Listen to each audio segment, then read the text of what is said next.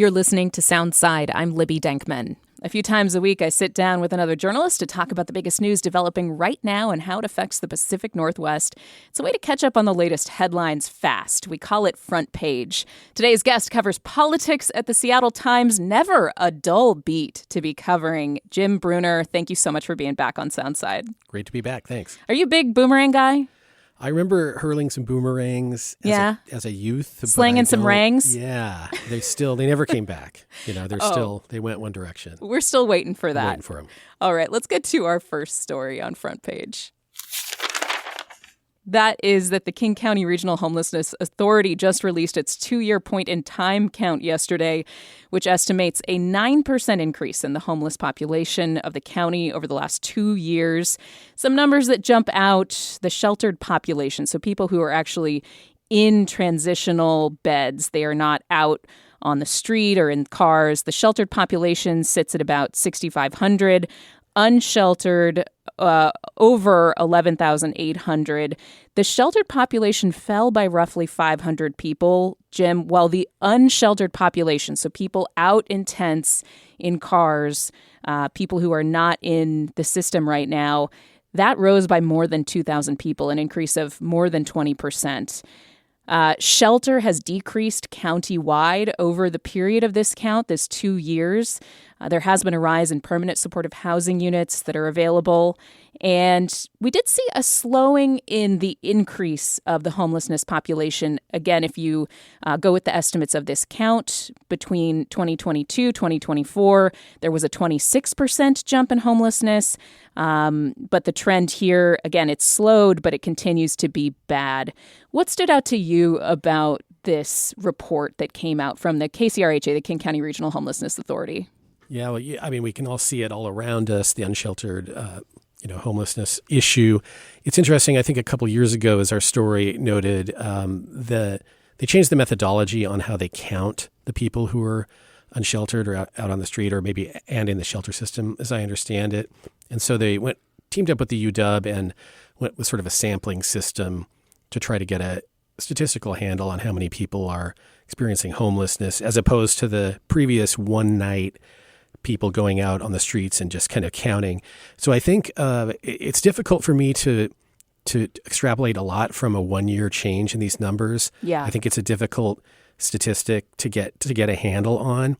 If you do look at the chart that accompanied our story on this, for example, it is pretty striking. If you look back just a few years, it just shows, at least according to the data that they're collecting and reporting, it doesn't really show that we're headed in the right direction. And then you combine this with the problems with the King County, Regional Homelessness Authority, which it seems like is headed for some kind of reset. And then you have the Trump administration wanting to crack down on areas like ours that rely on the housing first model to address homelessness, which has been shown to work if you give it enough time and resources. It may not be perfect, but it has been shown to work. It just could raise a lot of more, kind of further problems for the region. Yeah, if we've already, again, the number of transitional emergency shelter beds going down in the past 2 years, we've already lost some of that. Some of that is COVID dollars going away. But if the Trump administration is going to be able to go through with this shift that you mentioned, the HUD dollars in the continuum of care system, basically we've talked about this earlier in the week, the Trump administration believes that permanent supportive housing creates a system where people become more reliant on government help instead of what they would like to see, which is funding for more time-limited and systems that are focused on treatment first, on mental health care first. Now, we heard from King County this week that there was a significant drop in jail bookings for people in permanent supportive housing, kind of, an emphasis on this housing first model having externalities that are positive for the region. Again, because local municipalities, local county governments that are using housing first, which is most cities across the country, they are looking at losing significant amounts of funding if the HUD change goes through, $26 million for King County. So yeah, that raises a lot of questions again, and the future of whether KCRHA continues as an agency or, as you mentioned, has a significant reset. Just a lot of questions swirling. I mean, people are understandably frustrated to see this trend. But I think it does reflect just the realities of how expensive it is to live in this region. We don't have enough affordable housing, and the pipeline to homelessness continues to represent, to be seen in these numbers. Yeah, it's an issue that kind of resists easy explanation. People want to put an easy explanation on it, force everybody into treatment, make demands of people who are on the streets and using fentanyl or whatever.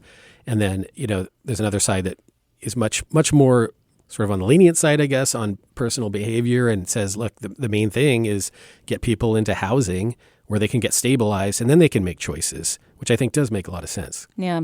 So the statement from William Towie, just before we move on, I wanted to mention the Associate Deputy of Strategy for KCRHA basically wrote a blog post on their website accompanying these numbers, answering the question, why does homelessness continue to go up? And William is arguing here, each year the county exits 17,000 people from homelessness. So it gets people off the street either through shelter, diversion, rapid rehousing, they connect with family, other ways that people end up leaving homelessness. But during that same period, we have 18,000 people, according to KCRHA, entering homelessness. So we're not talking about necessarily the same population. We're talking about people entering at a greater clip than they are able to exit.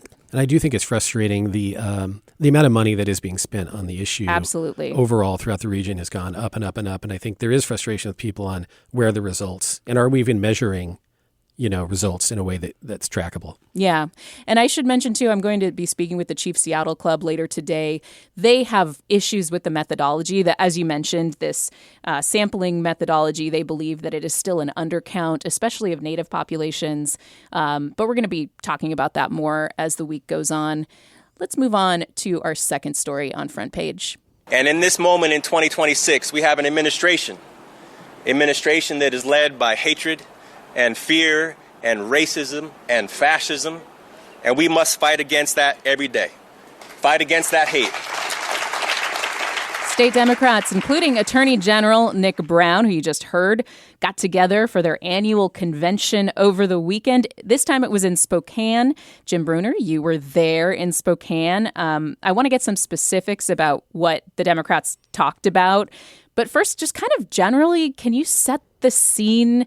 I mean, who goes to these things? What are they for? It's such an insidery feeling event that for an average listener, I wonder if you could just say, what is it like? Real gluttons for punishment, like political reporters, and then the most dedicated activists in the Democratic Party. Yeah, really, it's the kind of thing where I think if anybody wants to go, you can kind of sign up, because they're on an off-year election, kind of midterm election, convention, there isn't the maximum demand like there is in a presidential year. So this is an off-year state convention where they do things like, talk about the platform and various candidates speak. It's at the Spokane Convention Center. I think the Democrats were, they move the conventions around, but in this one they were trying to kind of signal in one sense that they're trying to expand the map, play out in a lot of districts where in the past maybe they wouldn't be so competitive, but now with the backlash of the Trump administration, they're reaching for even more power in this state where they already have almost all the levers of power. So legislative districts, House and Senate seats that they even the wouldn't state normally. Supreme Court. Mm-hmm. I want to talk about the Supreme Court because that is going to really take center stage. Obviously, 5 of the 9 positions are on the ballot this fall. This is going to have a huge implication for what happens to the new millionaires tax, the high income, high earners tax that the legislature just put in place, whether or not that question of is income property and is it going to be subject to the uniformity clause in the Constitution, all of those big legal questions that the challengers of the tax, mostly Republican-backed challenges, are going to be taking to the state Supreme Court. So the whole court could seriously change if conservatives are able to get any of those seats. What did you make of how Democrats were talking about those races? Yeah, the Republican Party has also, of course, highlighted the races, as you've noted, and there have been there's a group co-founded by, I think, the former Attorney General Rob McKenna, a Republican, and they've tried to sort of recruit and train some candidates because the state Supreme Court, I mean, often lawyers and people involved in court politics like to say, oh, it's not really partisan. We can't take explicitly partisan positions on things. Nominally, it's not right. partisan. And there's codes of conduct and things like that. But, you look at the U.S. Supreme Court and there's a firmly identified conservative bloc and a more liberal bloc. They change on various rulings, but that's what it is. I would say on the state Supreme Court, it's basically 9-0 right now, pretty much. I mean, Democrats have had the levers of power again for a long time. They've appointed justices. Used to have some conservatives. They retired or were de-elected, lost their re-election campaigns. I can't remember all of it. And so it is a pretty progressive court, but Democrats now are looking to make sure that kind of stays that way and is solidified. And there was kind of a wink thing going on. There were at least one candidate for state Supreme Court, Jamie Hawk. She's a King County Superior Court judge. She was there campaigning. I was in one of the little caucus rooms where she came in and talked, and she didn't say, I'm going to vote this way or that way on the millionaire's tax. I think she was careful on that. But she was saying, I'm aligned. I'm emphasizing the endorsements from Democrats like Pramila Jayapal, Governor Ferguson, et cetera. So you have that kind of maneuvering going on. Look who I'm hanging out with. Exactly. What are their ideologies? This is kind of you can extrapolate out. And, you could look at her bio, which will be in the voters pamphlet. She's an former ACLU attorney. I mean, I think people can pick up on those kind of codes, which a lot of people do in these frequently less covered and, talked about races, usually on the state Supreme Court. They're not as high profile. Yeah, and when there isn't a D or an R next to a name on the ballot, people have to rely on outside information, their own research, things like that. So sometimes there can be some unexpected outcomes or closer races than maybe you would expect in a blue state like Washington. I want to ask about what happened with Congresswoman Marie Gluesenkamp-Perez, who is a Democrat, but she was facing some disapproval from the party. What was going on with that at this convention, Jim? Yeah, there was an effort to pass a resolution to condemn her vote on a bill that the Republicans in Congress passed that I think it's been called the Don't Say Trans bill by critics. It says it would crack down on schools that teach what it called, I believe the term was gender ideology. It's very clearly kind of an anti-transgender coded piece of legislation. And Marie Gluesenkamp-Perez was one of, I don't know how many, but a handful, I think, of Democrats who voted for it. She's running in a pretty conservative Trump +5 district.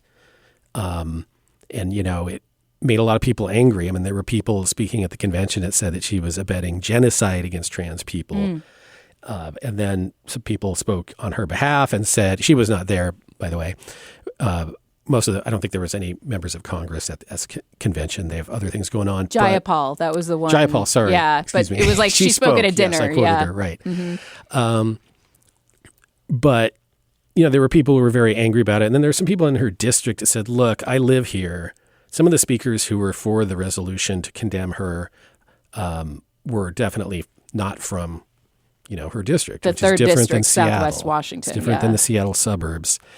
And they said, the people in the district that spoke, that I recall, said, look, we want to win here. We don't want to put another barrier in our way. This is just about one vote. It wasn't saying no endorsement, but they said, this would call bad attention or something. And so in the end, the resolution to condemn her vote just very narrowly failed. It's definitely a signal that there's a lot of people, or a number of people in the Democratic Party, on the left side of the Democratic Party, especially, who are really unhappy with that vote and other similar votes that she's made.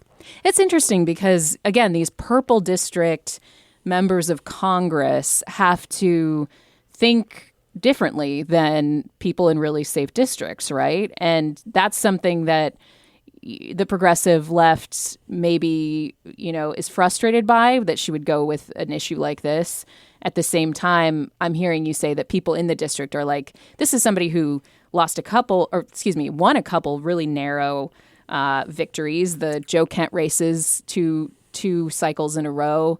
Now she's up against John Braun, who is a longtime state senator, more of a traditional candidate, I would say, than Joe Kent. Joe Kent is kind of a firebrand.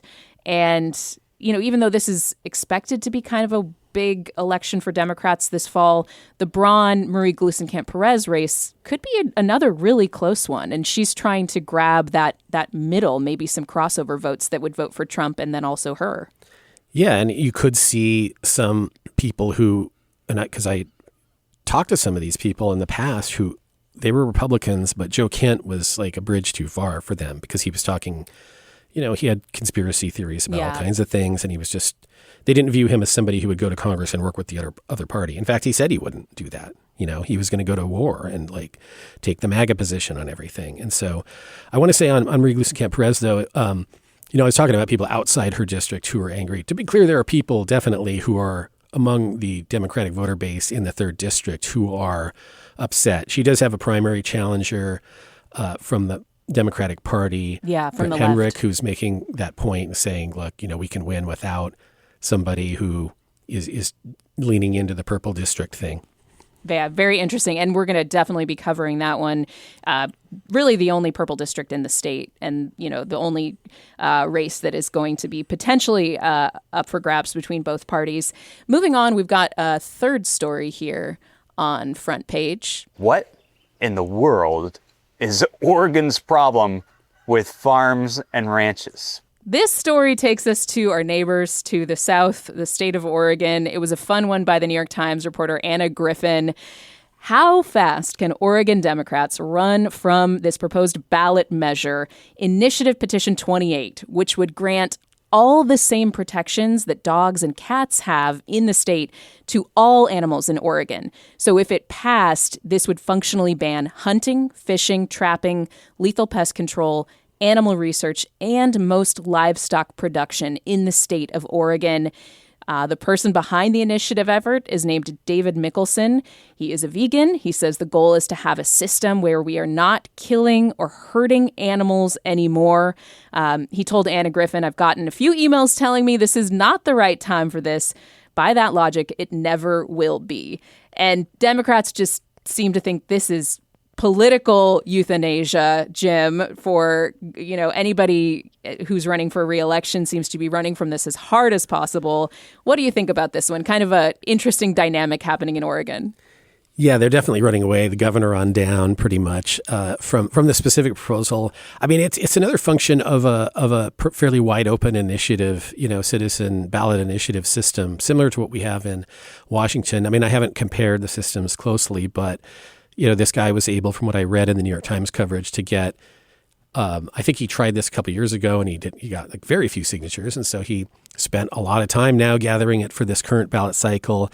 Did wind up, I think, paying some money maybe to get some paid signatures. And there were paid signature gatherers this time. Yeah, that goes to show you. I mean, I'm not saying you can get anything on the ballot with paid signature gatherers, but it's maybe you can, And so I think that, and even the sponsor of this acknowledged that he doesn't have any illusions where this will go if it gets on the ballot. He seems to agree that it'll go down in flames, but he's trying to move the Overton window and, making the case. And it's true. I think that Oregon is a laboratory for some, ideas sometimes that are out there until maybe decades from now they're not out there. Yeah, like assisted suicide. I mean, those types of things, like things that you think are way far down the line, and then Oregon, tries something and maybe the ball moves. I think this is a pretty far-fetched one. Yeah. And as you said, even the organizer thinks that. I think the article said that Oregon voters voted down women's suffrage 5 times before they passed it. That's what he brought up. Yeah, he said this is the long game that similar to women's suffrage, that Oregon voters voted down multiple times, that eventually people would come around. Again, industry, people who just, want to be able to buy meat at the grocery store. Tina Kotek, who's up for re-election, the governor there, is basically saying don't demonize people who are trying to feed families, things like that. Veganism is still, even in Oregon, not a huge percentage of the population. Yeah, and the Republicans are looking at it and saying, look, maybe here's something that we can glom onto to say this is where the Democratic Party is taking you. Yeah. I doubt that works in this election cycle. But that's the idea. Yeah, for sure. Okay, really quickly, our last story on Front Page. Die, ego, ale, let's go. It's now my favorite song. I was a skeptic, Shakira. I never will be again. I'm loving the Die Die anthem for the World Cup. Jim Brunner, we are hosting another World Cup game today in Seattle, Bosnia and Herzegovina versus Qatar. I ran into a bunch of fans on the train on the way into work today, the light rail. What do you make? I know you're not a huge soccer World Cup fan. Anything stand out to you that you're enjoying about this World Cup or that interests you? I mean, it feels like it's gone great for the city so far. You know, it's been a positive energy, obviously. When I was in Spokane, even, I think the Egyptian team is practicing there. Yeah, that's where their home base is. Yeah, and so there was kind of a spin-off effect there, a lot of enthusiasm. It's good to see. Politics can get into anything, of course, and I saw some, conservative influencers seeming to almost root against, like, the city looking good because they want to focus on, the homelessness hotspots and things like that. But it hasn't looked like that so far. Yeah, I mean, it really has been a showcase for Seattle in many ways. I'm loving it. We're running out of time here, but, this game today could mean the next matchup for the United States in the first round of the knockout phase of the tournament. Bosnia is the likely matchup if they win today. So I find that to be really interesting. And then just beyond the soccer, just again, people enjoying the city, enjoying public spaces. Jim Brunner, thank you so much. Even this World Cup skeptic has been won over, is what I'm hearing. I'm getting into it. I'm trying. You got a little bit more Shakira to listen to, I think. Jim Brunner with the Seattle Times. Thank you so much for being here for Front Page. Thank you. Thanks for listening to Soundside. Don't forget you can listen live on KUOW 94.9 Seattle at noon and 8 p.m. Monday through Thursday, or anytime right here online at KUOW.org, or of course on your favorite podcast app.